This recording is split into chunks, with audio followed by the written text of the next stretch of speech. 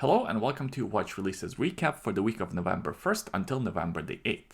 Let's begin with Alka Watch Company and their collaboration with Loch whiskey. Elka is a relatively new watch company. They have a very minimalistic sort of style. A lot of their dials don't even have markings and have very minimal writing. For this new release, they partnered up with Loch whiskey. I actually don't know too much about whiskey, but apparently it's one of the more expensive single malt whiskey types, to create this watch that has a dial that kind of looks like a glass of whiskey. I think this is actually a pretty successful attempt at creating something like this.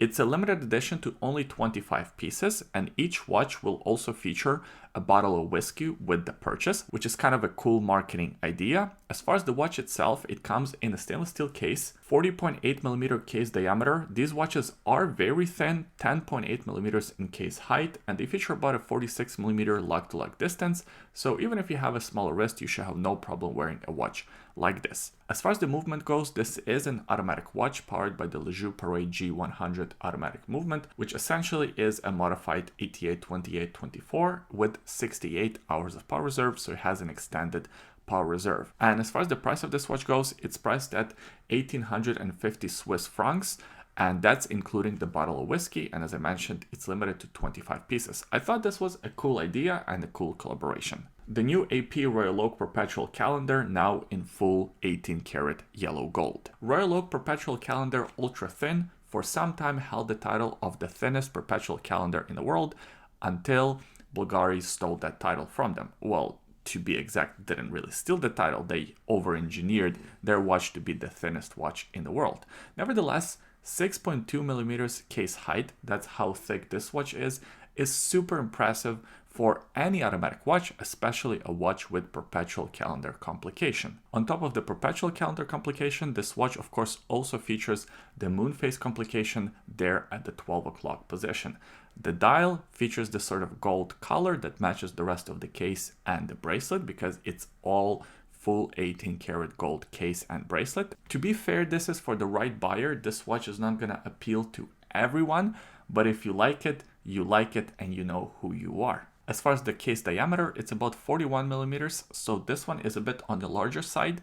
41mm doesn't sound like a lot, but in these Royal Oak integrated bracelet cases, they do wear larger. So 41, yeah, you have to have some pretty big wrists. This one wears probably closer to like a 43, maybe even a 44 in a standard watch.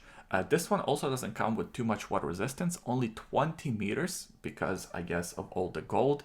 And let's be honest, if you're wearing a watch like this, you're not exactly going scuba diving. The movement powering this one is the ultra thin caliber 5133. It beats a 19,800 vibrations per hour, kind of an odd vibrations per hour situation here, and it also has about 40 hours of power reserve. Now, as far as the availability of this watch, it's limited to 88 pieces and it will only be available in Asia. So if you're in Europe or North America, you cannot buy this watch.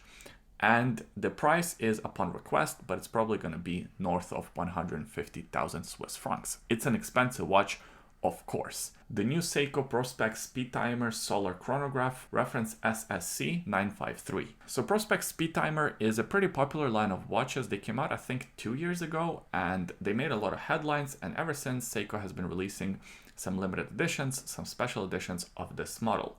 This time, it's a new limited edition that's also kind of limited to the quantity as well as region locked. But first, let's talk about the case dimensions. It's exactly the same as the standard edition. It comes in a stainless steel case, 39mm diameter by about 45.5mm lug-to-lug distance. These watches aren't too thick, 13.3mm in case height because they are powered by the solar quartz movement caliber V192, which of course makes this watch a little bit more affordable than if you had a mechanical chronograph movement in it. These ones come with 100 meters of water resistance, and the difference between this and all the other editions is of course the dial. The dial color here is very cool. I really like this kind of purple burgundy deep rich color. I think that looks really cool, and again, this one is for a special person, for a specific buyer. You know, if you are in the market for something like this or not. I think this one is clearly yes or no. For a lot of people, it's going to be no, but I happen to like it. I think it's a cool looking watch. The only thing that I don't like about these watches is the date at the 4:30 o'clock position. Get rid of the date and the watch instantly becomes a lot more handsome. Now, as far as the limited edition go, this is a pretty big release. It's limited to 2,400 pieces and it's region locked to Europe only.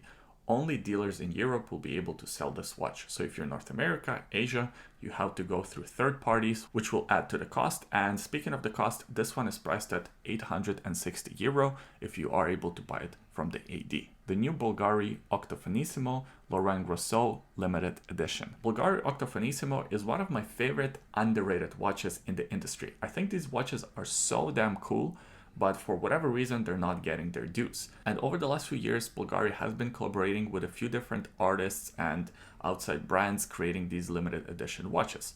There were these architect ones, they had this sort of tattoo one. Well, now they're collaborating with an artist named Laurent Grasso and creating this limited edition in titanium. First of all, the case is all matte sandblasted finished titanium with the blue PVD coating. I think that looks really sharp. 40mm case diameter, and these ones are ultra thin, only 5.15mm in case height. That's one of the reasons why these watches are so special. They just kind of disappear on your wrist. And surprisingly, these are still automatic watches. They're powered by the caliber BVL138. It's an in-house automatic movement that beats at 21,600 vibrations per hour. It has 60 hours of power reserve.